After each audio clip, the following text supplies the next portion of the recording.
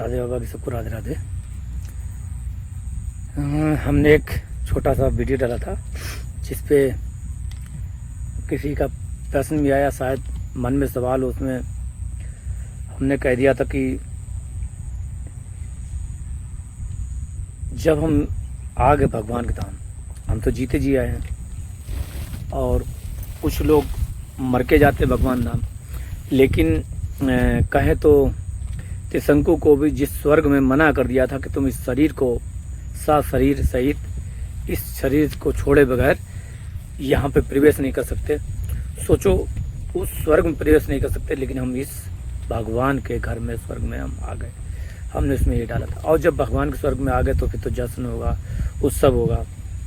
तो वहाँ एक लोगों ने कहा कि ऐसा कि हमारे गुरुदेव प्रेमानंद महाराज ने कहा कि नाम नहीं छोड़ना, चाहे तुम भगवान के धाम भी पहुँच जाओ। तो हमने उसको कहा भी, और वही बताते हैं आज कि ये प्रैक्टिकली नहीं है।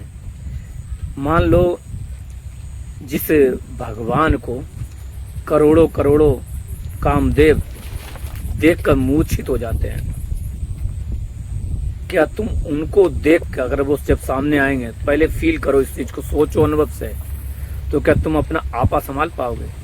जिस भगवान को देखकर महादेव जी अपना ब्रह्मचर्य नहीं सुरक्षित रह सकते, तुम्हारी क्या बिसात है? हम लोगों क्या बिसात? हम किस खेत की मूली? सोचो। या तो तुम सोच नहीं रहे हो कि हम जिसका नाम जप रहे हैं वो कौन है, वो राधा रानी कौन है? अभी नाम जाना है क्या? एक रा एक धा, बस यही है। अभी ये नहीं जाना राधा है कौन, कृष्ण है कौन बला।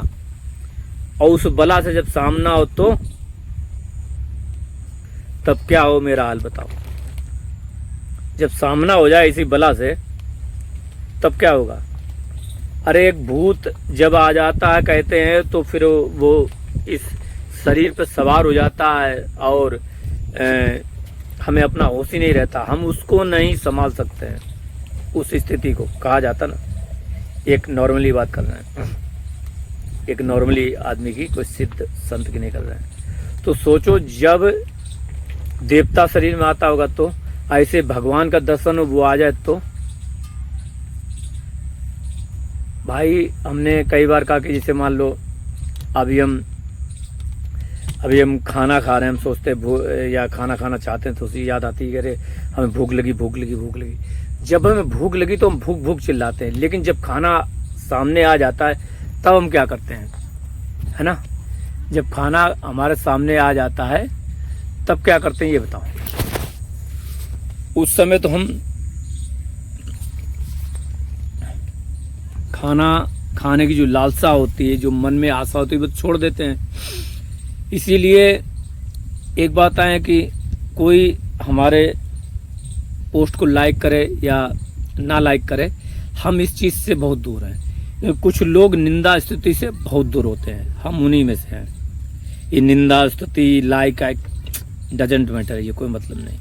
लाइक करना यानी कि हम अपने आप को शरीर मानते हैं, सबसे पहले ये माने तभी तुम हमें लाइक करोगे। यानी कि हमारी पोस्ट, या हमारी पोस्ट नहीं है, ये भगवान की पोस्ट है। भगवान लाइक कराए नहीं कराए उसकी मेरी बला से। आप कहें मेरी बला से, तो फिर मेरी भी सत्ता है, हमारी कोई सत्ता ही नहीं है। क्या करें, कभी कभार जब बात करते हैं क्या करें, वो स्वरूप का चिंतन आ जाता है। तो कुछ लोग क्या हैं कि प्रशंसा स्तुति से परे होते हैं, ध्यान रखें। और देखो, जब तक सत्य का ज्ञान नहीं होता ना, तब तक कोई उस रस आनंद का स्वादन ना तो कोई गुरु, ना कोई सतगुरु, और ना ही वो कर सकता है, ना कोई करा सकता है। ये लिख लेना। कोई गुरु का बाप, कोई कृपालु, कोई जगत गुरु, कोई रसिक, कोई भी किसी का बाप नहीं कर सकता। साक्षात भगवान भी नहीं कर सकता। भगवान भी कहते हैं हम नहीं करा सकते, नहीं तो वही करवा देते भगवत प्राप्ति। प्रैक्टिकली है सबको, नहीं हो तो अपने अपने गुरु से पूछ लेना, क्योंकि सत्य कभी बदलता नहीं है। आप अगर कहें नहीं, अरे आपने ये गलत कहा कि जब भगवान सामने आएंगे तो हम उनका नाम लेना छोड़ देंगे, और हम जैसे भगवान घर आ गए तो हम कहें अब हम भगवान का भजन क्यों करें, हम तो भगवान के धाम ही में हैं। हाँ, जो लोग महसूस नहीं करते वो करें, हमारा ये भाव है। तो कहते नहीं, नाम तो जपना चाहिए, चाहे भगवान के धाम में पहुंच जाओ। हमारे गुरुदेव करते हैं, वो कहते हैं ठीक है, पर लेकिन क्या प्रैक्टिकली सोचा है? प्रैक्टिकली सोचो, क्या प्रैक्टिकल सोचना है कि हम भगवान के धाम में आ गए, भगवान के धाम ने, और साक्षात भगवान भी सामने खड़े हैं। अब दो चीज होंगी, या तो तुम भगवान की तरफ देख नहीं रहे हो, या उनको महसूस नहीं कर रहे हो। हमारे गुरुदेव जो कहते थे, हमारे जो गुरुदेव थे वो कहते थे, अगर सुगर अवतार भी उनका है तो उसके भी एक रोमकूप में वही आकर्षण है जो भगवान श्री कृष्ण के एक रोमकूप में। सोचो, यानी कि उनके कोई भी रोमकूप में, पैर का, आंख का, किसी का हो, उसमें उतना ही सुख मिलता है जितना कि मुख नख उसमें सुख मिलता है। समझ गए? तो आपको सीधे बता दें, क्योंकि अगर जैसे मान लो किसी के कहने से सत्य तो बदलेगा नहीं, जब हम उस अनुभव पे जाएंगे तभी हमको उस चीज का पता पड़ेगा। मान लीजिए कई उल्लू, सब उल्लू मिलके ये कहें कि सूरज नहीं निकला, सूरज नहीं निकला, तो क्या सूरज की सत्ता पर कोई फर्क पड़ेगा? सूरज की क्या यश कीर्ति कम होगी? यानी कि उसकी चमक धमक कुछ कम हो जाएगी? नहीं, उसकी चमक धमक कुछ कम नहीं होगी, क्योंकि उल्लुओं को ही अपना भाव या अपना दिशा या अपना ज्ञान बढ़ाना पड़ेगा, बदलना पड़ेगा। एक एग्जाम्पल बता रहे हैं, तो यहाँ पे बता दें कि हम लोग क्या जाने, हम लोग तो उल्लू हैं। हम कहते हैं हम लोग तो उल्लू हैं। हाँ, हम उल्लू ही हैं। अभी तक भगवान की ये इससे दूर रहे तो उल्लू नहीं था, और क्या है भाई? उल्लू क्या है? उल्लू का मतलब क्या है? उल्लू का मतलब जो अंधेरे में रहना चाहता है। अंधेरा मतलब माया। इसका जो भाव है वो ये है। सूरज मतलब क्या? भगवान। उल्लू मतलब हम, और अंधकार में रहें यानी माया में रहें, तो भगवान के प्रकाश को क्या जाने? कहीं कोई अन्यथा ना ले जाए, इसलिए बता रहे, समझा रहे। क्योंकि कहीं कोई इतनी मूढ़ बुद्धि को होते, वो दुआ का भी अर्थ नहीं समझते, तो फिर भगवान के उसको कैसे समझेंगे? अभी जो हमने कह दिया, इसीलिए बताना पड़ा। सूरज माने भगवान, उल्लू माने हम, अंधेरा माने माया। हम लोग माया में मर रहे हैं। तो आपको ये बताएं कि जब तक तुम उस अनुभव पर नहीं पहुंचोगे, उस अनुभव को महसूस नहीं करोगे, तब तक तुम कोई दावा नहीं कर सकते नहीं कि हम वहां पहुंच के हम अपने आपे में रहेंगे, हम उनका नाम जपते रहेंगे, वो मेरे सामने खड़े रहें, हमें कोई फर्क नहीं पड़ता। जैसे सखियों को फर्क नहीं पड़ता। क्या तुम सखी हो? सिद्ध हो गए हो? साधु के ऊपर भी सखी होता है। सखी भाव तो बहुत आगे है। क्या तुम सिद्ध साधु हो गए हो? नहीं। अभी कहोगे नहीं, हम तो घर गृहस्थी मर रहे हैं। अगर आपके सामने एक अप्सरा भी आ जाए तो आपकी हालत क्या हो जाएगी? कहना नहीं चाहिए, अगर क्या कहें, हम लोगों की हालत क्या हो जाएगी? हम लोग जो वीरवान है तो वीरहीन बन जाएंगे। हकीकत बात है ना। कहते हैं बहुत से ऐसे अप्सरा थी जिनके सामने आए, जिनको वीरपात हुआ है ना, देख के बहुत से, और लोगों का कहे तो उत्पत्ति भी हुई। बहुत लोगों की देख के, बहुत देखा होगा आप। ये बात को लंबा टॉपिक नहीं ले जाना चाहेंगे कि कौन कौन ऐसे थे जो अप्सराओं को देख के उनका वीरपात हुआ। तो आप सर्च कर लीजिएगा, पुराणों में, कथाओं में, समझिएगा। हमारे ऋषि जो हमारे लिए अनुभव के लिए, ये प्रेरणा के लिए बातें हैं, तो समझिएगा। तो जब हम अप्सराओं का सामना नहीं कर सकते, तो फिर अप्सराओं के बाप कामदेव को सामना कैसे करेंगे? कामदेव के बाप को भी, बाप कौन है? शिवजी। शिवजी इतने सुंदर हैं, आपको क्या बताएं। तुम क्या समझते हो शिवजी मतलब ये जटाटा ये ऐसे हैं? अरे महाराज, भगवान की दाढ़ी नहीं होती है, यानी कि शिवजी की दाढ़ी वाड़ी कुछ नहीं है, वो इतने सुंदर है, देख के चकित हो जाओगे। और फिर त्रिपुर सुंदरी पार्वती जी, उससे भी सुंदर हमारे श्री कृष्ण जी। और श्री कृष्ण भी को भी देख करोड़ों कामदेव मूर्छित हो जाते, एक नहीं करोड़ों। और श्री कृष्ण भी देख कर मूर्छित हो जाते, कौन? राधा रानी को। तो फिर तुम अपने आप को कैसे संभालोगे?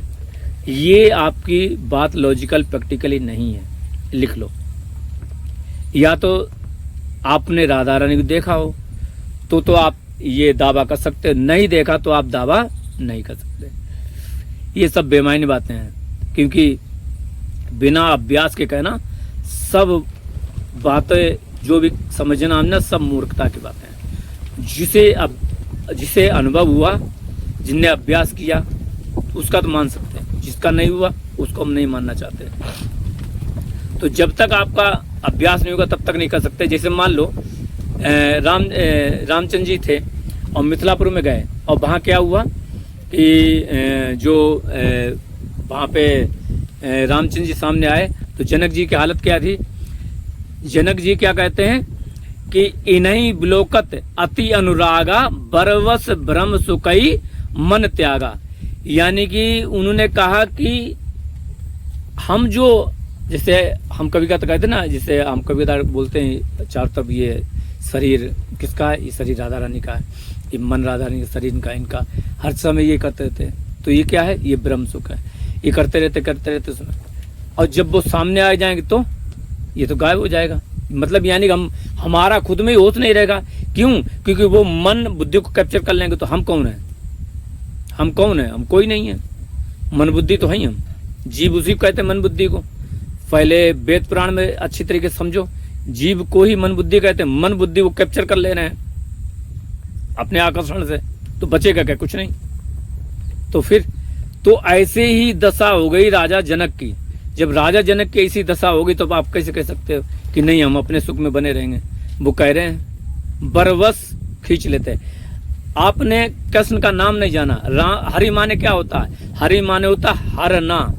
यानी कि जो लोग परमहंस होते हैं ना, यानी कि हर चीज से जो देह से विदेही होते हैं, उन परमहंस को भी मन को हर लेते हैं, उसे कहते हैं हरि। राम माने कहते हैं रमयती, यानी कि जो राम में रमण करता है, जो परमहंस रमण करते हैं उसमें आनंद लेते हैं, उसे कहते हैं राम। तो कृष्ण माने पता क्या है? अभी नाम ही नहीं जाना। कृष्ण का शाब्दिक अर्थ बता रहे। कृष्ण माने यानी कि आकर्षण करना, जो बरबस जबरदस्ती परमहंस के भी मन को खींच ले, उसे कहते कृष्ण। और फिर राधा रानी, राधा रानी कहते हैं जो कृष्ण के भी मन को जबरदस्ती खींच ले, उसे कहते राधा रानी।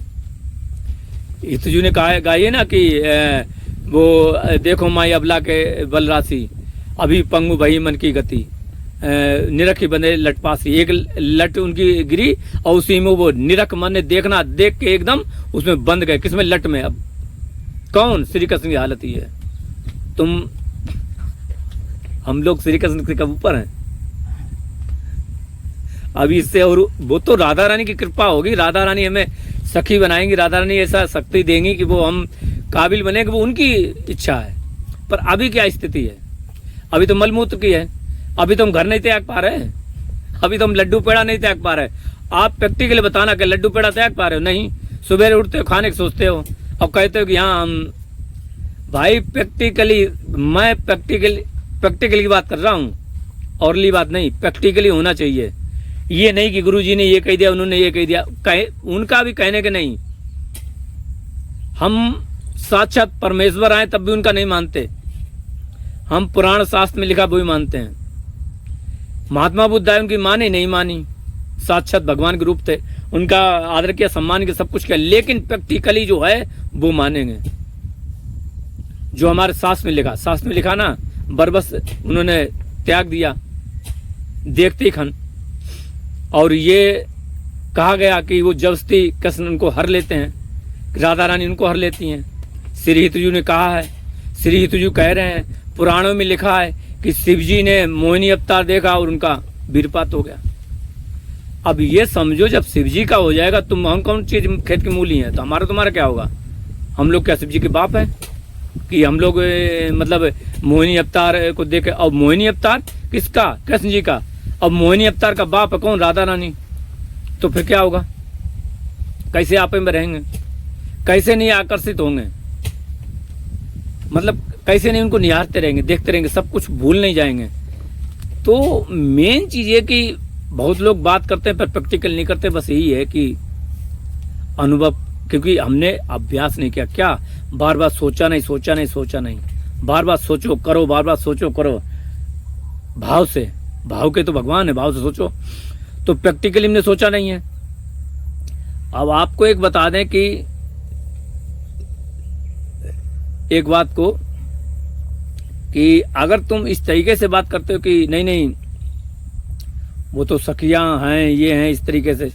तो इस तरीके से नहीं चलता है कि सखियाँ अभी अगर कंट्रोल कर लेती हैं इस तरीके से हो जाएगा, ऐसा ऐसा नहीं। सखी की बात नहीं है, क्योंकि अभी सखी भाव हुआ ही नहीं। कहते हैं पांचवें तो भूले देवबुद्धि सब छठी भावना रास की। अभी हमें पांचवी क्या, हमें पहली तो शुद्ध नहीं भूल रही है। हम यही नहीं मान पा रहे हैं कि हम शरीर नहीं हैं। अगर तुम कहते हो हमने तो मान लिया कि हम शरीर नहीं हैं, हम तो मानते हैं हम आत्मा। अच्छा मानते हो, ठीक है। स्वप्न देखते हो बेटा, बच्चा लोग स्वप्न देखते हो? हाँ देखते हैं। स्वप्न में क्या देखते हो? तुम स्त्री के पुरुष हो, पहले ये बताओ। स्वप्न में तुम यही देखते हो कि तुम पुरुष हो, तुम आदमी हो, तुम लड़का हो, यही देखते होगे, यही देखते हो। तो फिर स्वप्न में देखते क्या हो? यही कि तुम जड़ हो। पहला जो तत्व है एलिमेंट्स, अर्थ पृथ्वी, उसी इस बार नहीं जा पाए। पांचवी बोले देश सुधी सब छठी भावना रास कहाँ से होगी? क्योंकि तुम अपने को मानते, तुमने माना सखी नहीं, सखी भाव देखते हो। जो सखी भाव से देखते हो उनकी तो कहने क्या है? क्या तुम शरीर भाव से निकले दूर? स्वप्न में मान पाए हो कि राधा रानी है मेरी, राधा रानी ऐसा है? नहीं। फिर कैसे तुमने यकीन कर लिया? क्योंकि स्वप्न में भी हम अपने आप को पुरुष ही मानते हैं, स्त्री ही मानते हैं। हमारा अभ्यास यही होता है। हम जब अब चेतन में नहीं पहुंच पाए तो हम क्या करेंगे? अभी तो माइंड पे ही, अब मन पे ही नहीं चल पाया।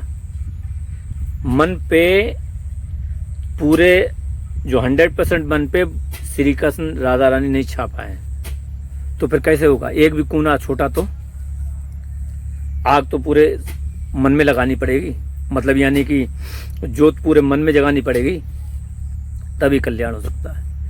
तो किसी बात को अनर्गल अन्यथा ना लेके समझना चाहिए कि अभी हमारी बुक क्लास नहीं है, अभी हम वहाँ नहीं पहुँचे, और हो सकता है सामने वाला कोई कह रहा हो और उस चीज़ को पता नहीं कौन से अनुभव से कह रहा हो, किस चीज़ कह रहा हो, क्या चीज़ सोचता हो, हम उस चीज़ को सोच पा रहे नहीं सोच पा रहे, ये चीज़ समझना चाहिए।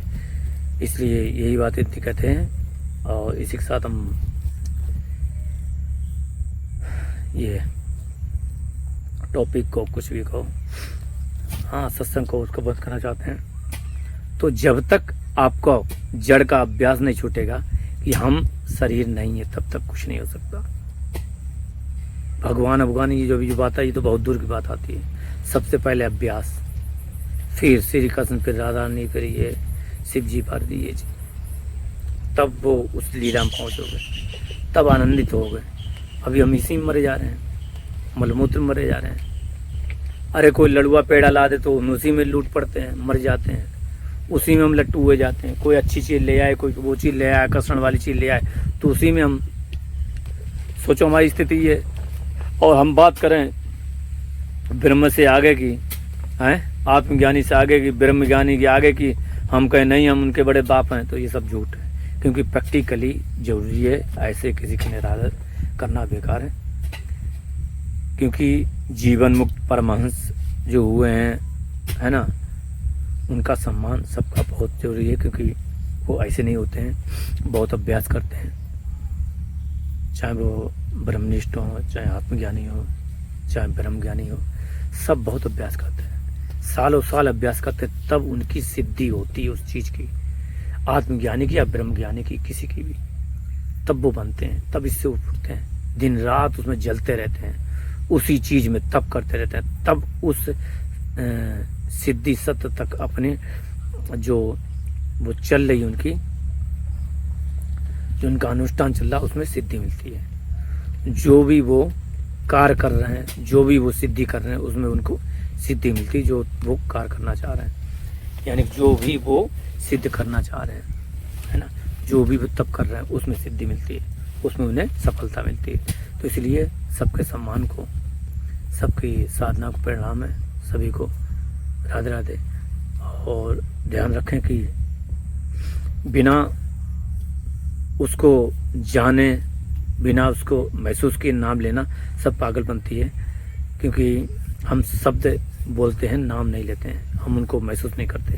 हम अगर महसूस करेंगे, एक शब्द नहीं निकल पाएगा। लिख लेना आज, जो भी कितना भी कोई बड़ा हो बता दे रहे, कोई भी एक शब्द नहीं ले सकता, एक नाम नहीं ले सकता। रा बोलेगा, धा नहीं सामने ले आना कि कोई रा बोले धा बोल दे।